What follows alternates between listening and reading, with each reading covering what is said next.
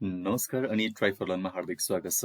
मिति 2078 साल जेठ 19 गते बुधबारका दिन गोरखापत्रको ज्ञान सागर पृष्ठ अन्तर्गतका वस्तुगत प्रश्नोत्तरहरू लिएर आज पनि उपस्थित भएको छु।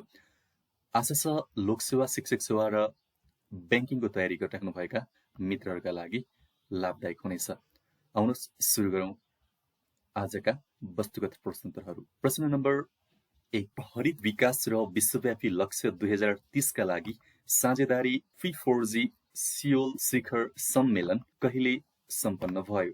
सन् 2021 मे 30 देखि 31 तारिकमा। गणतन्त्र कोरियामा आयोजित कार्बन तटस्थताका लागि हरित पुनः प्राप्ति विषयक भर्चुअल शिखर सम्मेलनमा 40 भन्दा बढी मुलुकका राज्य तथा सरकार प्रमुख, 21 अन्तर्राष्ट्रिय संगठनका नेता, शिक्षा क्षेत्र, नागरिक समाज, व्यावसायिक समुदायका प्रतिनिधिको सहभागिता रहेको शिखर सम्मेलनले जलवायु परिवर्तन सम्बन्धी वैश्विक सामूहिक कार्यलाई गति दिन बेलायतमा हुने कोप 26 सम्मेलनका लागि आधार तयार गर्ने जनाइएको।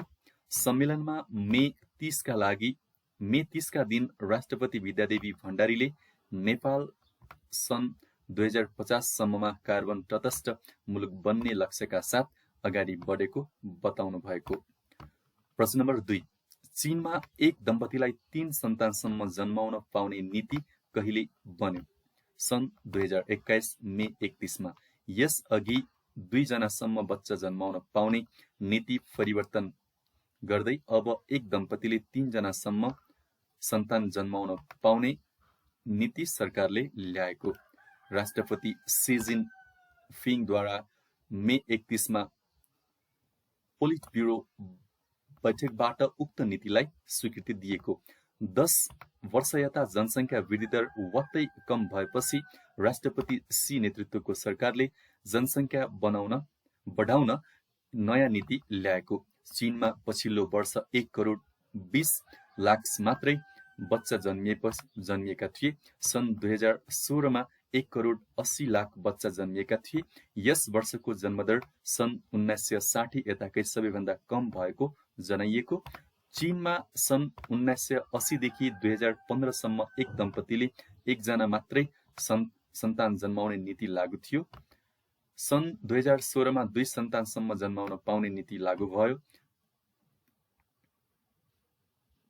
प्रश्न नम्बर 3, चलचित्र पत्रकारिता दिवस कहिले मनाइन्छ? जेठ 7 गते। हरेक वर्ष जेठ 7 गते चलचित्र पत्रकार सङ्घ नेपालले 2078 जेठ 1 गते सङ्घको 22औं स्थापना दिवस तथा 19औं चलचित्र पत्रकारिता दिवस मनाइएको। सङ्घ दर्ता भएको दिनलाई आधार मानेर हरेक वर्ष जेठ 7 मा यो दिवस मनाउँदै आएको।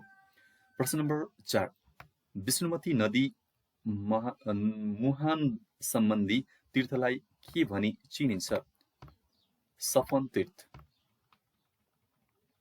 प्रश्न नम्बर 5, नेपालमा राष्ट्रिय महिला अधिकार दिवस कहिले मनाइन्छ? हरेक वर्ष जेठ 16 गते। प्रश्न नम्बर 6, यस वर्षको माध्यमिक शिक्षा परीक्षा एसईई कुन आधारमा गरिने भएको छ? विद्यालयको आन्तरिक मूल्याङ्कनबाट। कोभिड-19 महामारीका कारण एसईई परीक्षा विद्यालयको आन्तरिक मूल्याङ्कनबाट गरिने भएको। कोभिड-19 महामारीकै कारण गत वर्षको एसईई परीक्षा पनि विद्यालयको आन्तरिक मूल्याङ्कनबाटै गरिएको। प्रश्न नम्बर 7, गौतम बुद्ध अन्तर्राष्ट्रिय शान्ति पुरस्कार स्थापना कहिले भएको हो? विक्रम सम्वत 2062 साल।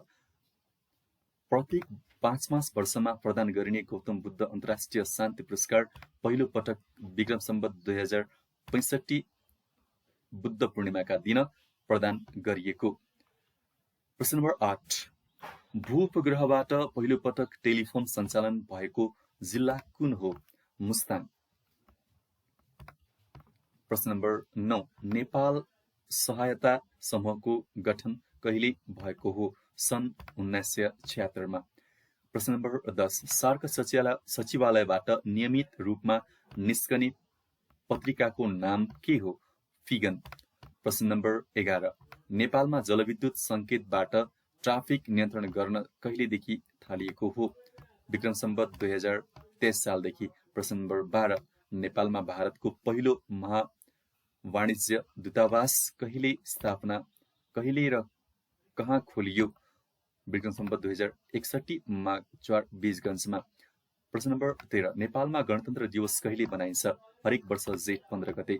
संविधान सभाको पहिलो बैठकले 2065 जेठ 15 गते नेपाललाई संघीय लोकतान्त्रिक गणतन्त्र घोषणा गरेको दिनको स्मरणमा हरेक वर्ष गणतन्त्र दिवस मनाउँदै आइएको छ।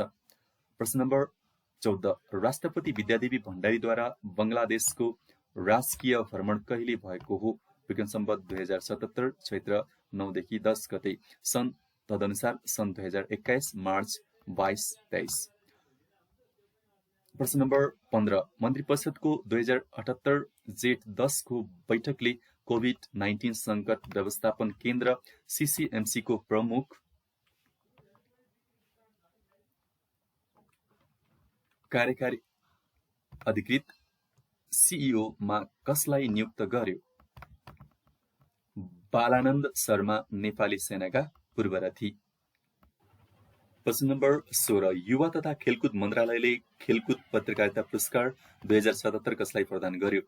खेल पत्रकार कमल खत्री। पुरस्कार राशि रु 50,000। प्रश्न नम्बर 17, नेपालमा सबैभन्दा बढी पाटेबाघ पाइने राष्ट्रिय निकुञ्ज कुन हो? चितवन राष्ट्रिय निकुञ्ज। प्रश्न नम्बर 18, विश्व फुटबलको सर्वोच्च निकाय फिफाले सन् 2021 मे 27 मा जारी गरेको नयाँ वरियतामा नेपाल कतिौं स्थानमा रहेको छ? 171औं स्थानमा। नेपाल दक्षिण एसियाली राष्ट्रको वरियतामा तेस्रो स्थानमा रहेको। प्रश्न नम्बर 19, नेपाली साहित्यका प्रथम शहीद भनी कसलाई चिनिन्छ? सुब्बा कृष्णलाल अधिकारी। प्रश्न नम्बर 20, केन्द्रीय पञ्जीकरण व्यक्तिगत घटना दर्ता सम्बन्धी कार्य गर्ने निकाय विभाग कुन मन्त्रालय अन्तर्गत पर्छ? संघीय मामिला तथा स्थानीय विकास मन्त्रालय। प्रश्न नम्बर 21, ब्रिक्स बैंकको प्रधान कार्यालय कहाँ छ? साङ्घाई, चीनमा। ब्रिक्स बैंकको प्रधान कार्यालय साङ्घाई, चीनमा छ। प्रश्न नम्बर 22, नेपालमा प्रमुख जिल्ला अधिकारीको नियुक्ति कहिलेदेखि सुरु भएको हो? विक्रम सम्वत 2022 पुस 1 गतेदेखि। प्रश्न नम्बर 23, सरकारी कार्यालयका साइन बोर्ड नेपालीमा राख्नुपर्ने व्यवस्था कहिलेदेखि भएको हो? विक्रम सम्वत 2018 जेठ 9 गतेदेखि। प्रश्न नम्बर 24, सर्वप्रथम मूल्य अभिवृद्धि कर लागू गर्ने देश कुन हो? फ्रान्स, सन् 1954 देखि। प्रश्न नम्बर 25, नेपालको सबैभन्दा उच्च स्थानबाट बगेको अरुण नदीलाई अर्को नाम केले चिनिन्छ? फुम्चु। प्रश्न नम्बर 26, मनोवैज्ञानिक चिकित्सा प्रणालीका जन्मदाता को हुन्? मनोवैज्ञानिक चिकित्सा प्रणालीका जन्मदाता सिगमन्ड फ्राइड हुन्। मनोवैज्ञानिक चिकित्सा प्रणालीका जन्मदाता सिगमन्ड फ्राइड हुन्। प्रश्न नम्बर 27, भारतमा बाफु भन्नाले महात्मा गान्धीलाई चिनिन्छ भने नेताजी भन्नाले कसलाई चिनिन्छ? सुभाष चन्द्र बोस। प्रश्न नम्बर 28, नेपालमा हायु जातिको मुख्य बसोबास कहाँ रहेको छ? रामेछाप र सिन्धुलीमा। प्रश्न नम्बर 29, जलवायु परिवर्तन सम्बन्धी पेरिस सम्झौता अनुमोदन गर्ने पहिलो सार्क राष्ट्र कुन हो? मालदिप्स। नेपालले सन् 2016 अक्टोबर 24 मा यो सम्झौता अनुमोदन गरेको। प्रश्न नम्बर 30,